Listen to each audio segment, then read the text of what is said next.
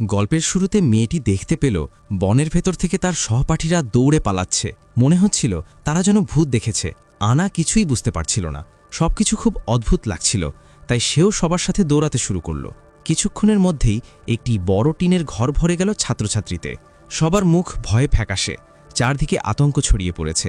তখনই আনা বুঝতে পারল পরিস্থিতি খুব খারাপ।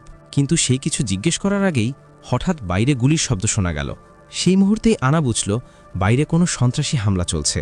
কেউ কিছু বুঝে ওঠার আগেই বাইরে থেকে ভয়ঙ্কর চিৎকার শোনা গেল। কিছু ছাত্র ইতিমধ্যেই গুলিতে মারা গেছে। এই সময় আনার হঠাৎ মনে পড়ল তার ছোট বোন এখনও বাইরে তাঁবুতে আছে। সে তাড়াতাড়ি সবার কাছে জানতে চাইল কেউ কি হলুদ জামা পরা একটি মেয়েকে দেখেছে। কিন্তু এই দ্বীপে তখন প্রায় 650 জন ছাত্র ছিল, আর হলুদ জামা পরা অনেকেই ছিল। তাই কেউই নিশ্চিত করে বলতে পারল না। এদিকে গুলির শব্দ বাড়তেই থাকল। ভয়ে সবাই একসাথে জড়ো হয়ে বসে পড়ল। আনা বাধ্য হয়ে আপাতত বোনকে খোঁজা বন্ধ করল। সে অন্যদের সঙ্গে বসে রইল। হঠাৎ পাহারা দিচ্ছিল এমন একজন চিৎকার করে উঠল, খুনি এসে গেছে! এই কথা শুনে সবাই আতঙ্কে দৌড়ে পালাতে লাগল। ক্যাম্পের চারপাশে তখন লাশ পড়ে আছে। বাঁচার জন্য আনা ভিড়ের সাথে দৌড়াতে লাগল। হঠাৎ সে দেখল একজন সহপাঠীর পা মচকে গেছে। আনা তাকে উঠতে সাহায্য করল, তার কাঁধে ভর দিয়ে জঙ্গলের দিকে দৌড়াল। কিন্তু এতে তাদের গতি কমে গেল। এভাবে চলতে থাকলে দুজনে বিপদে পড়বে।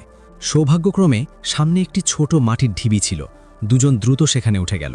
কিছুটা শ্বাস নেওয়ার সুযোগ পেল, কিন্তু খুনি তখনও গুলি চালাচ্ছে। চারদিকে সবাই প্রাণ বাঁচাতে দৌড়াচ্ছে। গুলির শব্দ থামছেই না। দেখেই বোঝা যাচ্ছে এটা আগে থেকেই পরিকল্পিত হামলা, আর তার কাছে গুলিরও অভাব নেই। মনে হচ্ছে সে সবাইকে মেরে ফেলতে চায়। পেছন থেকে একের পর এক চিৎকার ভেসে আসছে। তখন তারা মনে করল পুলিশকে ফোন করা দরকার। কিন্তু এই দ্বীপটা খুব দূরে, এটা সমুদ্রের মাঝখানে। পুলিশ আসতে অন্তত 1 ঘন্টা লাগবে। মানে এই সময়টা তাদের লুকিয়ে থাকতে হবে। কিন্তু খালি হাতে তারা প্রায় অসহায়। এই সময় আনা তার বোনকে ফোন করল। সে জানতে চাইল বোন এখন নিরাপদ আছে কিনা। কিন্তু ফোনের ওপাশে কেউ ধরল না। আনার মনে হলো যেন সব শেষ। সে ভাবতে লাগল তার বোনের কি কোনো বিপদ হয়েছে। ঠিক তখনই এক রক্তে ভেজা ছেলে দৌড়ে এলো। সে একটি ভয়ঙ্কর খবর দিল, এই হত্যাকাণ্ড করছে একজন পুলিশ পোশাক পরা লোক। এই কথা শুনে সবাই অবাক হয়ে গেল। গুলির শব্দ ক্রমেই কাছে আসছিল। তাই সবাই সিদ্ধান্ত নিল সমুদ্রের দিকে পালাতে হবে, কারণ সেখানে মাঝে মাঝে মাছ ধরার নৌকা আসে। হয়তো কেউ তাদের বাঁচাতে পারবে। কিন্তু সবাই যখন পালাতে যাচ্ছিল, আনা অন্য সিদ্ধান্ত নিল। সে ভাবল তার বোন হয়তো এখনও তাঁবুতে আছে। তাই সে আবার ক্যাম্পের দিকে ফিরে গেল। কষ্ট করে যখন সেখানে পৌঁছাল, দেখল জায়গাটা পুরো ফাঁকা।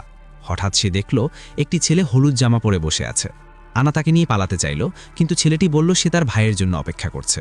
ভাই না আসা পর্যন্ত সে যাবে না। আনা তাকে বোঝাতে লাগল।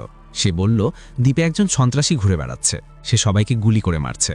আনা বলল, তুমি তোমার হলুদ জ্যাকেট খুলে ফেলো, এটা খুব চোখে পড়ে, খুনি সহজেই তোমাকে লক্ষ্য করতে পারে। কিন্তু ছেলেটি প্রথমে রাজি হলো না। অনেক বোঝানোর পর সে যেতে রাজি হলো, তবে ঠান্ডার ভয়ে জ্যাকেট খুলল না।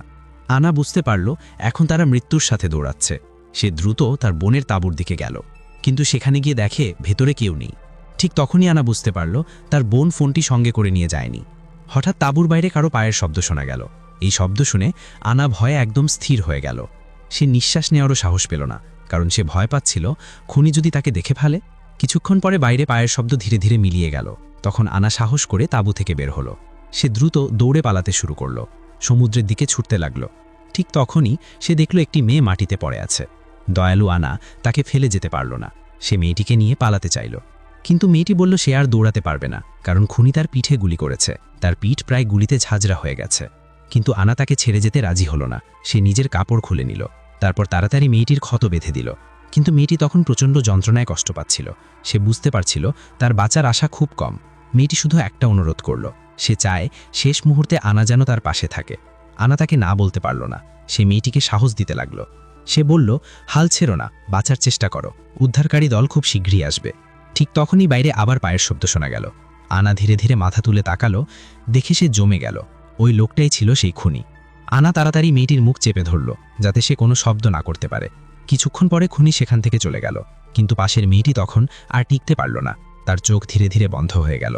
শেষ পর্যন্ত সে আনার কোলেই মারা গেল। একটা জীবন্ত মানুষকে সামনে মরতে দেখে আনা ভেঙে পড়ল, কিন্তু এই পরিস্থিতিতে তার দুঃখ করারও সময় নেই। কিছুক্ষণ পরে আনা নিজেকে সামলে নিল, তারপর আবার পালাতে শুরু করল। সে দ্রুত সমুদ্রের দিকে এগোতে লাগলো। এখন তার একটাই চিন্তা, যেভাবেই হোক তার বোনকে খুঁজে বের করতে হবে। কষ্ট করে পাহাড়ি পথ পার হয়ে সে অবশেষে সমুদ্রের ধারে পৌঁছালো, কিন্তু সেখানে পৌঁছে সে হতভাগ হয়ে গেল। সমুদ্রের পাশের খাড়া পাহাড়ে অসংখ্য ছাত্রছাত্রী লুকিয়ে আছে। উপরে পাহাড় থেকে খুনি গুলি চালাচ্ছে। সবাই ভয়ে লুকিয়ে আছে। আনাও একটা জায়গায় লুকাতে চাইল, কিন্তু কোথাও তার জন্য জায়গা নেই। অসহায় আনা ঠান্ডা পানির ভেতর দিয়ে হাঁটতে শুরু করল। উপরে তখনও গুলির শব্দ শোনা যাচ্ছে। মনে হচ্ছিল আবার অনেক ছাত্র মারা গেছে। আনা শুধু একটা নিরাপদ জায়গা খুঁজছিল, কিন্তু পুরো পাহাড়ে তার জন্য কোনো জায়গা নেই যেখানে লুকানো যায়। সব জায়গা আগেই অন্যরা দখল করে নিয়েছে। অবশেষে সে একটি জায়গা খুঁজে পেল, কিন্তু মাথা তুলে দেখতেই বুঝল এই জায়গাটাও খুব বিপজ্জনক। খুব সহজেই তাকে দেখা যেতে পারে। গুলির শব্দ ক্রমেই কাছে আসছিল। নিজেকে বাঁচানোর জন্য আনা দ্রুত জুতা খুলে ফেলল। তারপর হঠাৎ ঠান্ডা সমুদ্রের পানিতে ঝাঁপ দিল। সে ভেবেছিল সাঁতরে ওপরে চলে যাবে, কিন্তু কিছু দূরে ভাসতে থাকা লাশ দেখে এসে ভয় পেয়ে গেল, কারণ এতে সে সহজেই খুনির লক্ষ্য হতে পারে। এই পথটাও বন্ধ হয়ে গেল। আনা হোঁচট খেতে খেতে অন্য কোনো পথ খুঁজতে লাগল। এত দৌড়াদৌড়ির পর সে পুরো দিশেহারা হয়ে গেছে। এমনকি পাশের এক পুরনো সহপাঠী তাকে ডাকছিল, কিন্তু আনা তা শুনতেই পায়নি। কিছুক্ষণ পরে যখন সে তাকালো, দেখল তার পুরনো বন্ধু নিক তাকে ডাকছে। নিক তাকে তাদের দলে যোগ দিতে বলল। আনা সেখানে বসতেই না বসতেই হঠাৎ আবার মাথার উপর গুলির শব্দ শোনা গেল। এখন স্পষ্ট বোঝা যাচ্ছিল খুনি ঠিক তাদের মাথার উপরে আছে। গুলির শব্দ যেন আতশবাজির মতো শোনা যাচ্ছিল। ভয়ে সবাই একে অপরকে শক্ত করে জড়িয়ে ধরল, কারণ এখন মাথা তুললেই মুহূর্তের মধ্যে গুলি খেতে হবে। ভয়ে তারা শুধু প্রার্থনা করতে লাগল। তারা চাইছিল যেন খুনি অন্যদিকে চলে যায়। কিছুক্ষণ পর সত্যিই সেটা হলো, কারণ সামনে থেকে অনেক ছাত্র উল্টো দিকে দৌড়ে পালাতে শুরু করল। তাহলে কি খুনি সামনে থেকে তাড়া করে আসছে? এই দৃশ্য দেখে পাশের দুইজন বন্ধু ভয় পেয়ে গেল। তারা দ্রুত পালিয়ে যাওয়া দলের সাথে যোগ দিল। আনাও তাদের সাথে যেতে চাইল, কারণ সে এখনও তার বোনকে খুঁজছে। কিন্তু নিক তাকে থামিয়ে দিল। নিক বলল, একসাথে দৌড়ালে বিপদ আরও বাড়বে। খুনি সহজেই সবাইকে লক্ষ্য করে গুলি চালাতে পারে, তাই এখানেই লুকিয়ে থাকা নিরাপদ। পরিস্থিতি একটু শান্ত হলে তখন বোনকে খুঁজতে যাবে, কিন্তু মাথার উপর তখনও গুলির শব্দ থামেনি। চারিদিকে ভয় আর চাপা উত্তেজনা। এই পরিস্থিতি একটু হালকা করতে নিক একটি অদ্ভুত প্রস্তাব দিল। সে বলল, আনা যেন একটা গান গায়, এতে মনটা একটু শান্ত হবে। আনা এতে রাজি হলো। সে পাহাড়ি দেয়ালে হেলান দিয়ে গান গাইতে শুরু করল। কিন্তু কিছুক্ষণ পর পাহাড়ের মাঝামাঝি থেকে একটি পরিচিত কণ্ঠ শোনা গেল। আনা ভাবল হয়তো এটা তার বোনের কণ্ঠ। সে দেখতে মাথা তুলল ওটা আসলে কে, কিন্তু এই কাজটাই তার ভুল হয়ে গেল, কারণ এতে তাদের অবস্থান প্রকাশ পেয়ে গেল।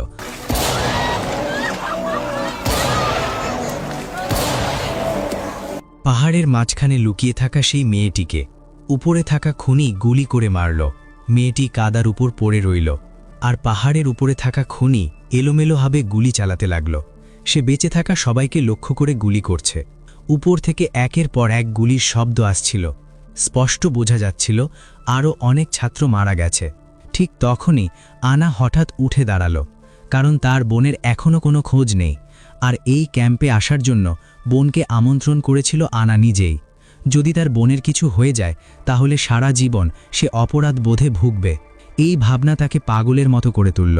সে বোনকে খুঁজতে শুরু করল। নিকও তার পিছনে দৌড়ে গেল। সমুদ্রের ধারে তখন অনেক মৃতদেহ পড়ে আছে, তবুও আনা থামল না। একটা একটা লাশের পাশ দিয়ে এগিয়ে গেল। হঠাৎ সে সামনে একটি পাথরের পাশে হলুদ রঙের কাপড় দেখতে পেল। সে ভাবল হয়তো এটাই তার বোন। আনা দ্রুত সেখানে দৌড়ে গেল, কিন্তু কাছে গিয়ে সে থমকে গেল। এটা তার বোন নয়, এটা সেই ছেলেটি যার সাথে সে আগে ক্যাম্পে দেখা করেছিল। তখন সে তাকে বলেছিল হলুদ জ্যাকেটটা খুলে ফেলতে, কারণ এটা খুব চোখে পড়ে। কিন্তু ছেলেটি তার কথা শোনেনি। শেষ পর্যন্ত খুনির গুলিতেই তার মৃত্যু হয়েছে। এই দৃশ্য দেখে আনা ভেঙে পড়ল। সে ভাবতে লাগল যদি সে তখন ছেলেটিকে সঙ্গে নিয়ে পালাতো হয়তো সে বেঁচে যেত। চারদিকে অসংখ্য মৃতদেহ পড়ে আছে। এই দৃশ্য দেখে আনা পুরো হতাশ হয়ে গেল। সে স্থির হয়ে দাঁড়িয়ে রইল, কি করবে বুঝতে পারছিল না। নিক দ্রুত এসে তাকে বোঝাতে লাগল। সে বলল, নিজেকে সামলাও, এখানে কোনো আড়াল নেই। খুনি খুব সহজেই আমাদের দেখতে পারে। কিন্তু আনা তখন পুরো ভেঙে পড়েছে। সে ছেলেটির মৃত্যুর জন্য নিজেকেই দোষ দিতে লাগল। নিক যতই বোঝাক সে নিজেকে সামলাতে পারল না। ঠিক তখনই হঠাৎ একটি গুলি এসে তার হৃদয় ভেদ করে গেল। সবকিছু এক মুহূর্তে শেষ হয়ে গেল। এই দৃশ্য দেখে নিক ভয়ে হতবাক হয়ে গেল। সে সঙ্গে সঙ্গে ঘুরে দাঁড়ালো এবং প্রাণ বাঁচাতে উল্টো দিকে দৌড়ে পালালো। দৌড়াতে দৌড়াতে সে হঠাৎ দেখল সমুদ্রের ধারে একটি ছোট নৌকা এসেছে।